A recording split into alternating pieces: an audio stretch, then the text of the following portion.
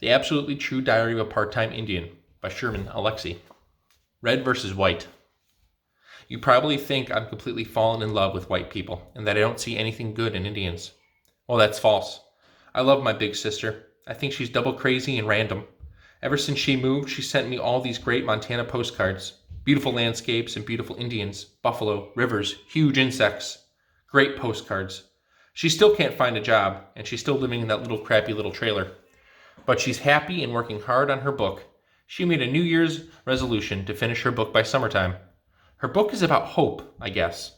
I think she wants me to share in her romance. I love her for that. And I love my mother and father and my grandma. Ever since I've been at Reardon and seen how great parents do their great parenting, I realized that my folks are pretty good. Sure, my dad has a drinking problem and my mom can be a little eccentric, but they make sacrifices for me. They worry about me. They talk to me. And best of all, they listen to me. I've learned that the worst thing a parent can do is ignore their children. And trust me, there are plenty of Reardon kids who get ignored by their parents. There are white parents, especially fathers, who never come to the school. They don't care for their kids' games, concerts, plays, or carnivals. I'm friends with some white kids, and I've never met their fathers. That's absolutely freaky. On the res, you know every kid's father, mother, grandparents, dog, cat, and shoe size. I mean, yeah, Indians are screwed up, but we're really close to each other. We know each other. Everybody knows each other. But despite the fact that Reardon is a tiny town, people can still be strangers to each other. I've learned that white people, especially fathers, are good at hiding in plain sight. I mean, yeah, my dad would sometimes go on a drinking binge and be gone for a week, but those white dads can completely disappear without even leaving the living room. They can just blend into their chairs. They become their chairs. So, okay. I'm not all goofy-eyed in love with white people, all right? Plenty of the old white guys still give me the stink eye just for being Indian. And a lot of them think I shouldn't be in school at all. I'm realistic, okay? I've thought about these things, and maybe I haven't done enough thinking, but I've done enough to know that it's better to live in Reardon than in Welpinit. Maybe only slightly better. But from where I'm standing, slightly better is about the size of a Grand Canyon. And hey, do you want to know the very best thing about Reardon? It's Penelope, of course, and maybe Gordy. And do you want to know what the very best thing about Welpinit is? My grandmother. She was amazing. She was the most amazing person in the world. Do you want to know the very best thing about my grandmother? She was tolerant. And I know that's a hilarious thing to say about your grandmother. I mean, when people compliment their grandmothers, especially their Indian grandmothers, they usually say things like, my grandmother is so wise, and my grandmother is so kind, and my grandmother has seen everything. And yeah, my grandmother was smart and kind and had traveled to about 100 different Indian reservations, but that had nothing to do with her greatness. My grandmother's greatest gift was tolerance. Now, in the old days, Indians used to be forgiving of any kind of eccentricity. In fact, weird people were often celebrated. Epileptics were often shamans because people just assumed that God gave seizure visions to the lucky ones. Gay people were seen as magical too. I mean, like in many cultures, men were viewed as warriors and women were viewed as caregivers. But gay people, being both male and female, were seen as both warriors and caregivers. Gay people could do anything. They were like the Swiss Army knives. My grandmother had no use for all the gay bashing and homophobia in the world, especially among other Indians. Gee, she said, who cares if a man wants to marry another man? All I want to know is who's going to pick up all the dirty socks. Of course, ever since white people showed up and brought about their Christianity and their fears of eccentricity, Indians have gradually lost all of their tolerance. Indians can be just as judgmental and hateful as any white person, but not my grandmother. She still hung on to that old-time Indian spirit, you know? She always approached each person and each new experience the exact same way. Whenever we went to Spokane, my grandmother would talk to anybody, even the homeless people, even the homeless guys who were talking to invisible people. My grandmother would start talking to the invisible people too. Why would she do that? Well, she said, how can I be sure there aren't invisible people in the world?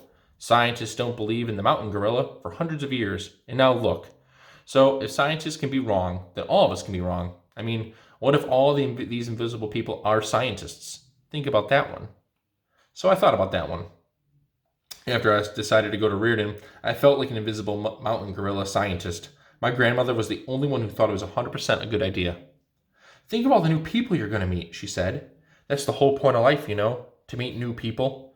I wish I could go with you. It's such an exciting idea. Of course, my grandmother had met thousands, tens of thousands, of other Indians at powwows all over the country. Every powwow Indian knew her. Yep, my grandmother was powwow famous. Everybody loved her. She loved everybody. In fact, last week she was walking back from a mini powwow at the Spokane Tribal Community Center when she was struck and killed by a drunk driver. Yep, you read that right. She didn't die right away. The reservation paramedics kept her alive long enough to get to the hospital in Spokane, but she died during emergency surgery. Massive internal injuries. At the hospital, my mother wept and wailed. She lost her mother. When anybody, no matter how old they are, loses a parent, I think it hurts the same as if you were only 5 years old, I think all of us are always 5 years old in the presence and absence of our parents. My father was all quiet and serious with the surgeon, a big and handsome white guy. Did she say anything before she died, he asked. Yes, the surgeon said. She said, "Forgive him." Forgive him? My father asked. I think she was referring to the drunk driver who killed her. Wow. My grandmother's last act on earth was a call for forgiveness, love, tolerance. She wanted us to forgive Gerald, the dumbass Spokane Indian alcoholic who ran her over and killed her. I think my dad wanted to go find Gerald and beat him to death. I think my mother would have helped too. I think I would have helped him. But my grandmother wanted us to forgive her murderer. Even dead, she was a better person than us. The tribal cops found Gerald hiding out at Benjamin Lake. They took him to jail. And after we got back from the hospital, my father went over to see Gerald to kill him or forgive him. I think the tribal cops might have looked the other way if my father had decided to strangle Gerald. But my father, respecting my grandmother's last wishes, left Gerald alone to the justice system, which ended up sending him to prison for 18 months. After he got out, Gerald moved to a reservation in California, and nobody ever saw him again. But my family had to bury my grandmother. I mean, it's natural to bury your grandmother. Grandparents are supposed to die first, but they're supposed to die of old age. They're supposed to die of a heart attack or a stroke or a cancer or an Alzheimer's. They are not supposed to get run over and killed by a drunk driver. I mean, the thing is, plenty of Indians have died because they were drunk, and plenty of drunken Indians have killed other drunken Indians. But my grandmother had never drunk alcohol in her life. Not one drop. That's the rarest kind of Indian in the world. I know only 5 Indians in our whole tribe who have never drunk alcohol, and my grandmother was one of them. Drinking would shut down my seeing and my hearing and my feeling, she used to say. Why would I want to be in the world if I couldn't touch the world with all of my senses intact? Well, my grandmother has left this world, and she's now roaming around the afterlife.